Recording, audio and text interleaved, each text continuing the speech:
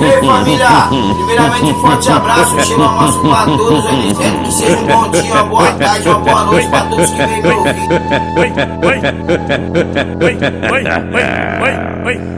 Bola pra dentro, Os moleque novão aí, certo, que tá vindo agora aí achando que fuma um baseado, porque já roubou um baratinho ali, tá achando que é o crime, que pai, pum. Primeiro, truta, a população da onde você mora tem que estar com você no dia a dia, você tem que respeitar ela aí, falou, mano? Segunda aí, mano, certo? Tem que ser o exemplo da sua quebrada, não deixar ninguém mexer na sua quebrada, sendo que vocês não é mais novão aí, tá desandando a quebrada, morou? Mas tá passando batido não despercebido. E outra aí pra deixar vocês cientes aí, mano, respeita, pensa direito antes de apertar o gatilho aí, certo? Antes de tá roubando os outros na rua aí, antes de você tá roubando qualquer lugar aí, falou? Puxa o fundamento, o entendimento onde você tá se aproximando, certo, mano? E tem uns caras que tá com as atitudes aí que eu vou falar pra você, mano. Se nós chamar nas ideias mesmo pra trocar um papo, peida.